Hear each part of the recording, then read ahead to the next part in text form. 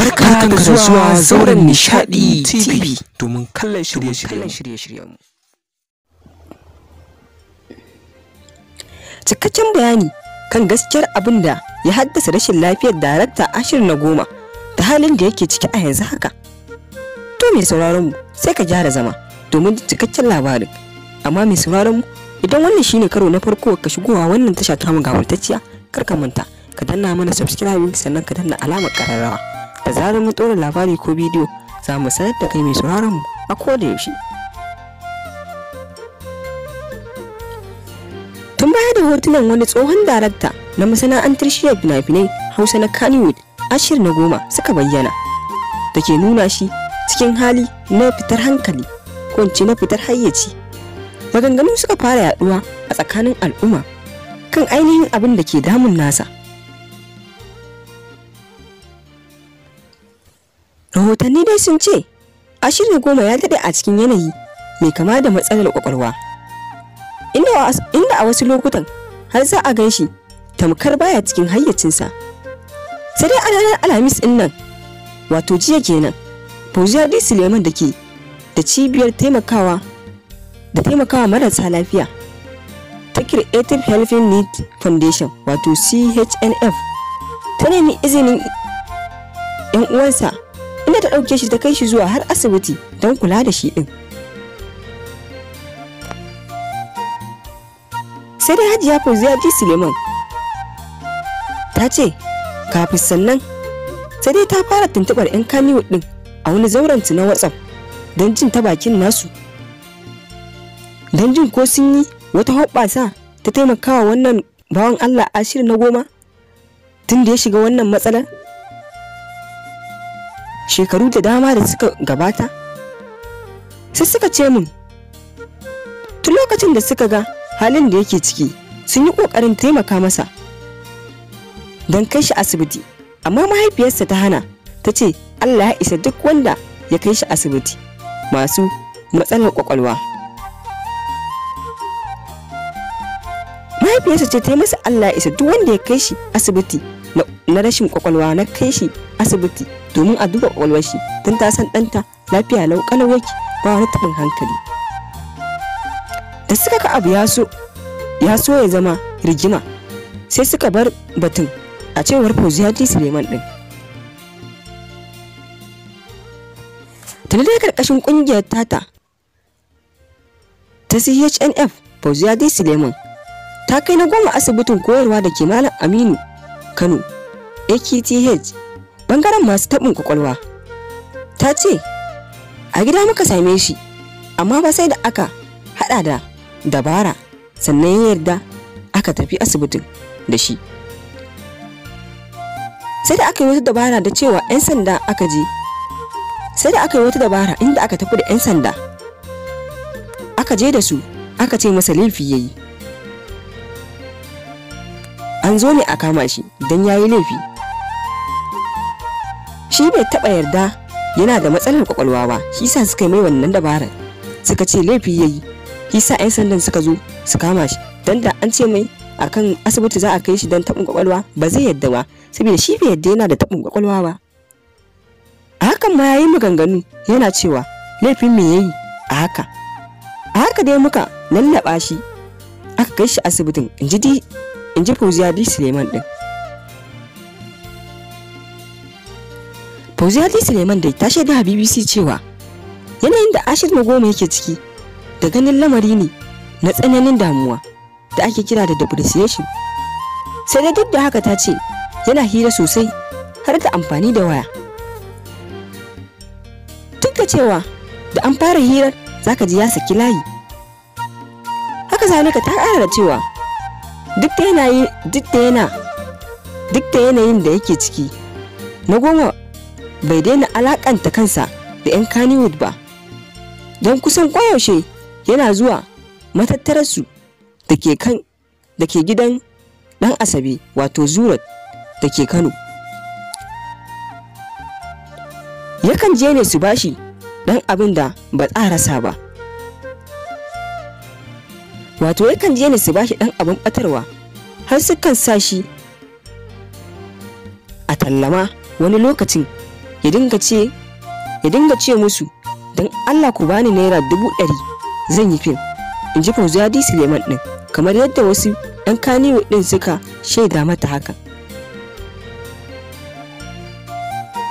Na Goma ya kasance fitacce mai bayar da umarni ne a masana'antar Kannywood a shekarun baya.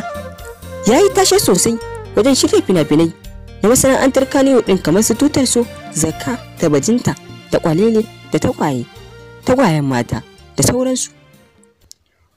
Wani fitaccen mawaƙin fina-finan Kannywood Abubakar Sani ya shaida wa BBC cewa Ashiru Na Goma mutum ne da ya ƙoƙarin haɗa kan jaruman Kannywood sosai a baya da kuma jan kowa a jiki wajen saka shi a fina-finansa da dama.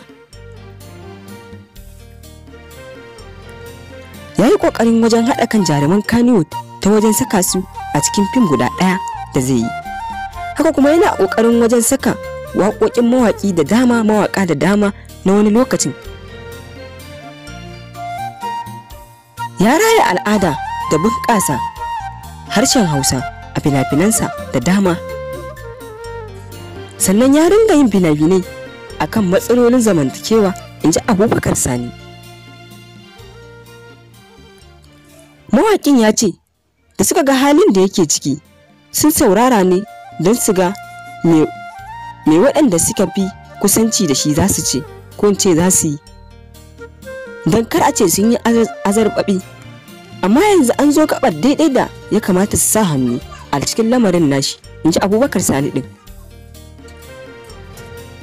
Shi ma fitaccen daraktan nan Falalu A. Ɗorayi da muka tuntuɓe shi ya ce a lokacin da yake shahararsa na Goma, wato Ashiru Na Goma, ya fi kowa yawan bayar da aiki a Kannywood.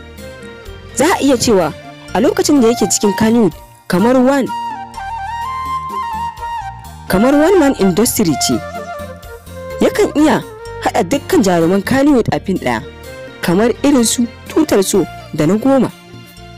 Kuma mutum ne da ya taimakawa wajen bunƙasa kalmomin Hausa a cikin fina-finansa sosai, in ji Falalu A. Ɗorayi ɗin. Jarumi kuma babban darakta ya ƙara da cewa na yi imani da abu ɗaya, kowane abu yakan yi lokaci da tashinsa sannan ya shuɗe. Allah ne kaɗai da wani, don haka kowa ma lokacin shahararsa za ta zo ta wuce. Masu ganin su ma lokacinsu ne yanzu, to zai zo ya shuɗe, in ji Falalu A. Ɗorayi ɗin. Shi kuma fitaccen darakta Aminu Saira cewa ya yi tabbas Ashiru Na Goma babban jarumi ne, ba na yasarwa ba ne da ya jima yana jan zarensa. Ba mu yi zamani da shi ba a Kannywood domin yana gabanmu, amma dai mun ga irin ayyukan da ya yi, in ji Aminu Saira ɗin. Haka zalika Fauziyya D. Suleiman ta ce wa BBC ɗan uwansa Na Goma sun ce mata abin ya samo asali ne tun shekarar 2007 a lokacin bidiyon Maryam Hiyana da ya yaɗu.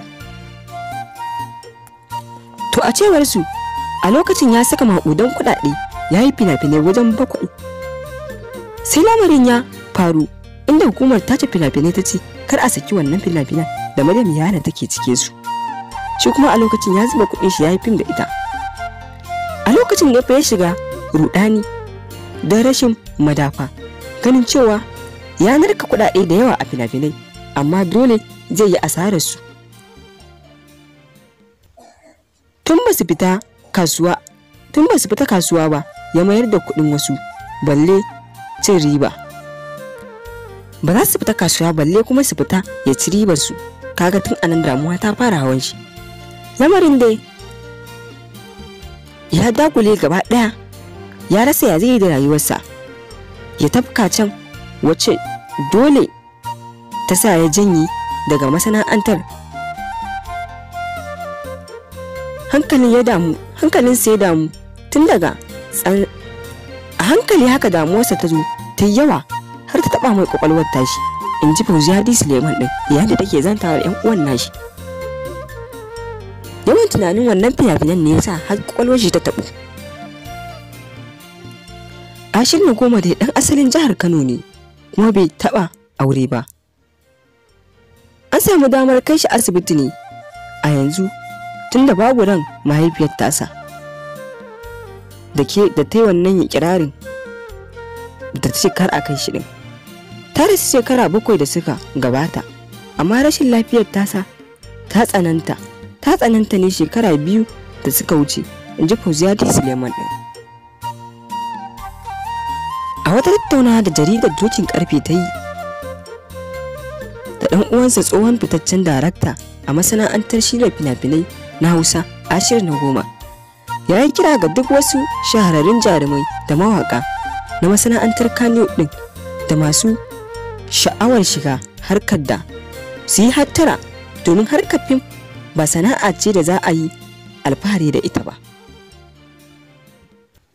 A don haka ne ma ya gargaɗi duk 'yan cikinta masu sha'awarta da su ba da hankali, domin kafin su an yi ɗan uwansu Ashir na goma wanda kafin rashin lafiyar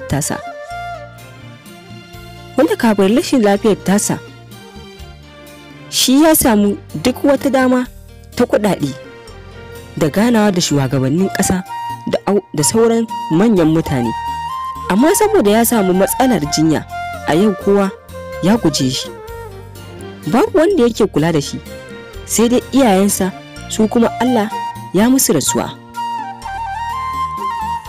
Sai dai ko a tattauna da dokin karfe da shugabannin hukumar tace fina-finai ta jihar Kano, Alhaji Afa Kallahu, ya musanta waɗannan zarge-zargen da ɗan uwansa na goman yayi.